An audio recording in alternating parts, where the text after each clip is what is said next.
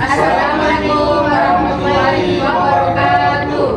Perkenalkan, kami kelompok 5 dari kelas 3 di PAI, mata kuliah Psikologi Pembelajaran PAI, Prodi Pendidikan Agama Islam, Fakultas Agama Islam, Universitas Muhammadiyah Makassar. Saya dari Skamsia Putri bersama rekan saya, Husnul Hatimah. Dan saya Nasrullah Ahmad. Saya Nurul Fadlia. Dan saya Hairul Kadafi. Kesan dan pesan kami. Kesan kami selama mengikuti mata kuliah Psikologi Pembelajaran PAI, mata kuliah Psikologi Pembelajaran ini sangat membantu kami memahami cara belajar mahasiswa dan bagaimana menghadapi dalam kesulitan dalam belajar. Terima kasih kami ucapkan kepada dosen pengampu atas ilmu dan bimbingannya. Semoga ilmu ini bermanfaat bagi kami ke depannya. Baik, saya dari Skamsia Putri. Pada video kali ini saya akan mempraktikkan terkait teknik pengelolaan kelas dan menggunakan metode humanistik. Nah, metode humanistik itu sendiri adalah metode yang menempatkan siswa sebagai manusia yang mempunyai perasaan, kebutuhan, dan juga potensi. Dalam metode ini, pendidik mampu untuk menciptakan suasana kelas yang lebih nyaman, aman, dan juga saling menghargai agar siswa ini dapat lebih fokus dan juga berani untuk aktif dalam kegiatan pembelajaran. Baik teman-teman, sebelum kita mulai pembelajaran kita pada hari ini, saya mau pastikan dulu suasana kelas kita sudah siap untuk belajar dan teman-teman sekalian merasa nyaman berada di kelas ini. Jadi silakan kita keluarkan buku kita dan juga silakan kita fokus ke depan untuk terima pelajaran yang akan kami sampaikan. Tapi sebelumnya bagaimana kabar kelas teman-teman? Alhamdulillah, semoga semuanya dalam keadaan sehat dan siap untuk belajar hari ini. Nah, di kelas ini saya tidak mau teman-teman sekalian merasa tertekan. Jadi, untuk teman-teman sekalian, jika ada yang belum dipahami, silakan bertanya.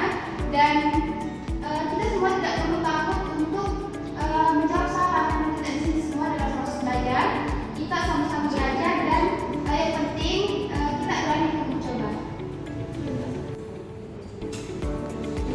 Teman-teman yang di belakang, harap fokus kembali ke depan ya.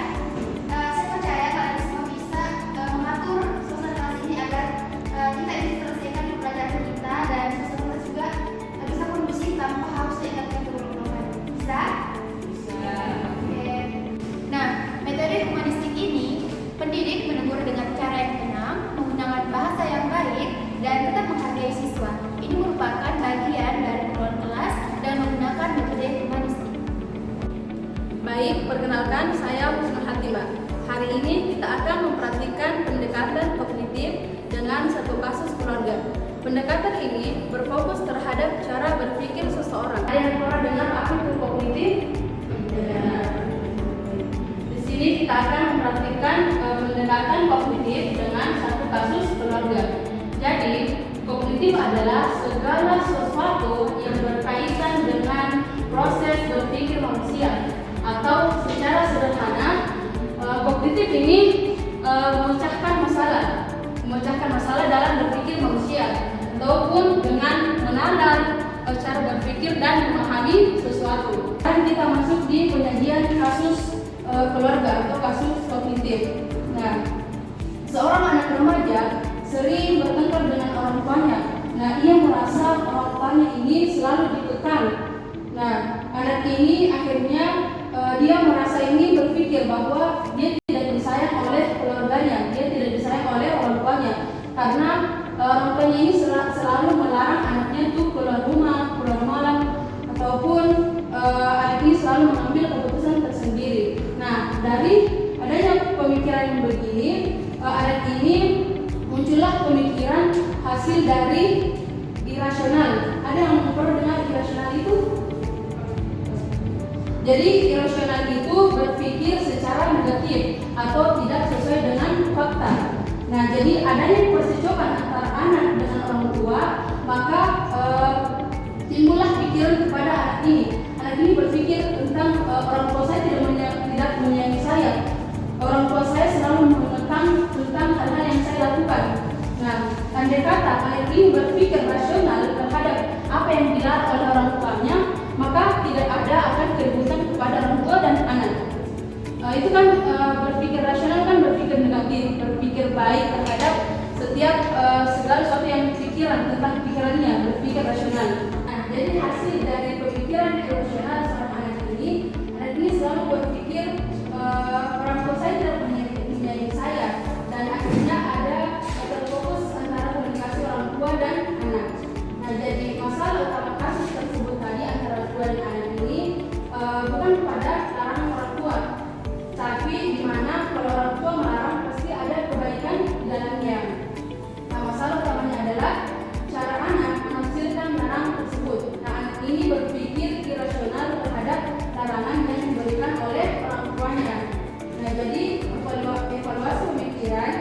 Nah, jika pemikiran berubah menjadi rasional, apa yang terjadi antara orang tua ini dengan seorang anak ini? Pasti orang tua ini dengan anak ini perasaannya itu lebih tenang, tidak ada lagi percekcokan antara anak dan orang tua. Kalau andai kata anak ini berpikir rasional terhadap larangan yang dilakukan oleh orang tuanya. Sebagai penutup dari kasus ini, yang pertama, yang kita ukur pertama kali dalam anak itu adalah pemikiran irasionalnya terhadap yang dilarang oleh orang tuanya, bukan langsung dengan perilakunya. Nah, terus yang kedua itu pendekatan kognitif membantu keluarga mengubah cara berpikir yang keliru atau menyimpang. Nah, sehingga emosi dan perilaku itu bisa berubah. Bismillahirrahmanirrahim. Saya Nurul Fadria. Di sini saya akan mempraktikkan gaya belajar kinestetik, yaitu gaya belajar seseorang melalui gerakan atau aktivitas fisik. Baik teman-teman, media sosial sudah jadi bagian dari hidup kita sehari-hari. Bisa jadi sumber kebaikan, tapi juga bisa membawa masalah. Semua tergantung dari cara kita menggunakan media sosial. Sebagai mahasiswa muslim, kita perlu belajar bersikap bijak, berani berpendapat, dan tetap berpegang pada nilai-nilai Islam.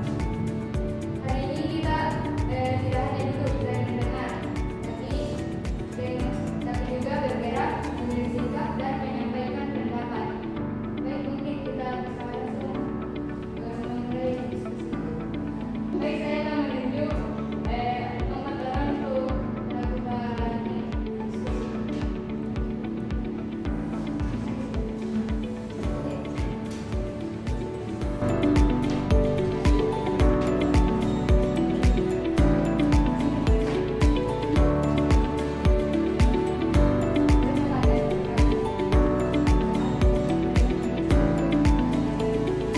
Maju ke orang di depan.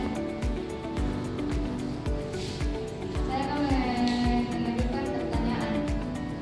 Jadi pertanyaannya yaitu, berbagi hal positif di media sosial adalah bentuk dakwah, setuju atau tidak setuju?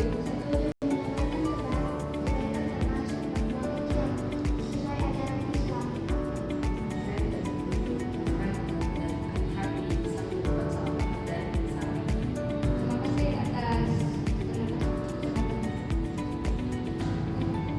Selanjutnya,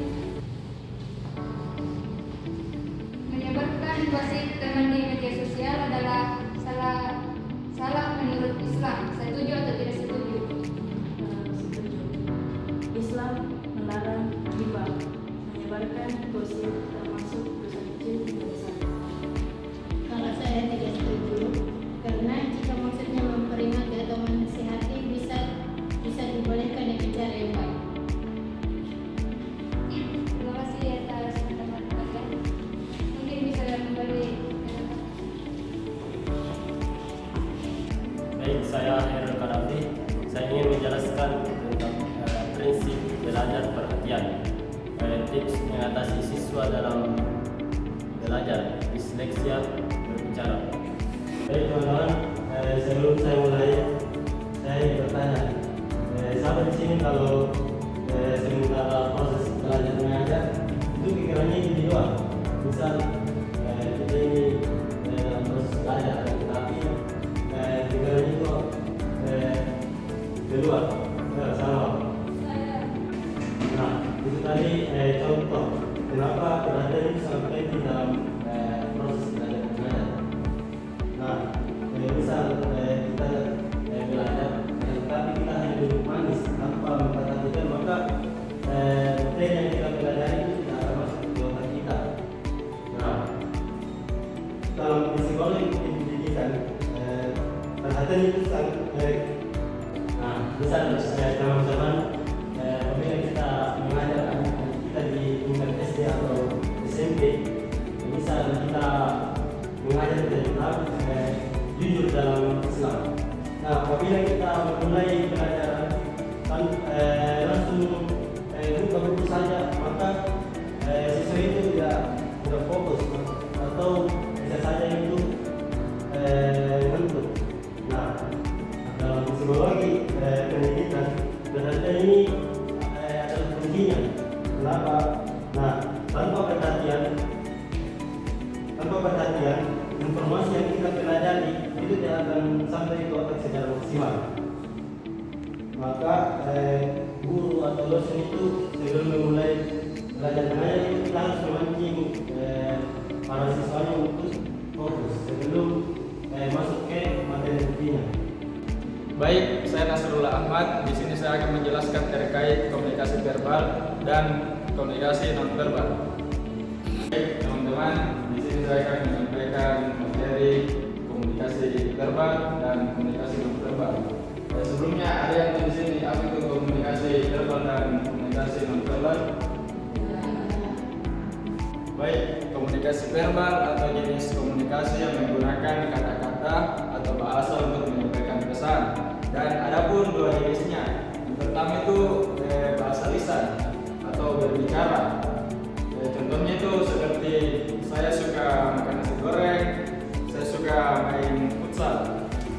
Dan jenis kedua itu bahasa tulisan, seperti yang sekarang yang sudah canggih itu, seperti WhatsApp dan lain-lain.